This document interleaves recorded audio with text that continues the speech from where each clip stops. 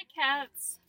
Last time we talked about your rules and assumptions and how you develop them in order to protect yourself and how you have held on to those unconsciously.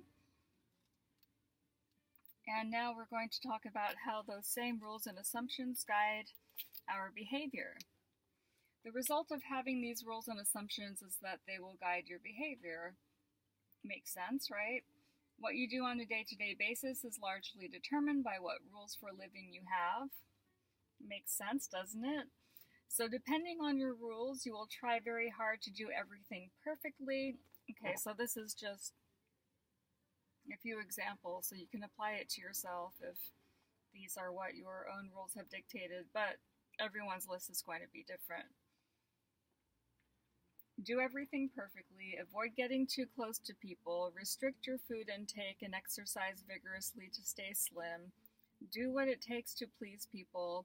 Avoid doing anything too challenging.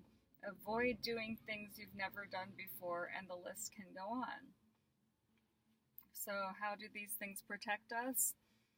If we can't make any mistakes, if we can't take on a new challenge, if we let our weight and shape get to a point that is perhaps beyond what we find acceptable or think that others will find acceptable. If we're doing all of these things to limit ourselves in order to keep protecting ourselves long past their expiration, if you will, then it's going to make your life more difficult, right? So these were initially developed to make your life easier when you were in an perhaps safe environment.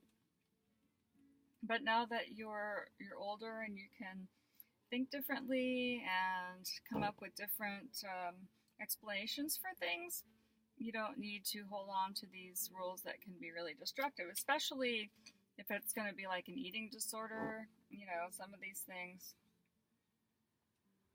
can be actually, life and death type dangerous. All right. So, can you see how having such rules and assumptions for living might help you protect your self esteem? What happens if one of your rules for living is I must never make any mistakes? The effect is that this rule will guide your behavior, making you become very careful about your work, checking your work many times so it is likely that you don't make any mistakes, if at all. This means that you are less likely to be criticized, and so your self-esteem is protected. So what does that sound like? Like obsessive compulsive behavior, or maybe even the disorder, OCD? Take a few minutes to jot down how your rules and assumptions might influence your behavior.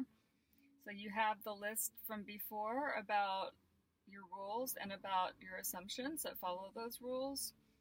So look at that, take that out, turn to that page in your journal, and now put together what it is that you do, what your behaviors are, that are in conjunction with these standards that you set for yourselves. So what this means is that you can feel fairly good about yourself if you're able to meet these rules for living or live up to the standards that you have set for yourself. So for example, if you are always able to maintain your body shape and weight, you will feel okay about yourself. As long as you never make any mistakes, always gain your friends, colleagues, or bosses' approval, always get extremely good results at school or university, you can maintain an adequate level of self-esteem. However, there is a disadvantage to having these rules and assumptions. You can run yourself ragged by trying to live up to all the rules. So basically, you are putting yourself under a lot of pressure so that you manage your self-esteem and don't feel bad about yourself. So actually, while things might seem to be going well on the surface, the negative core beliefs are still there, and this is because the negative core beliefs have not been removed. They're only being covered over, right? In fact, they are still there because they have been protected by your rules and assumptions and your behavior. This is why these rules and assumptions and the associated behavior cannot really be considered to be helpful. Maybe they give the illusion of being helpful, but ultimately they're not.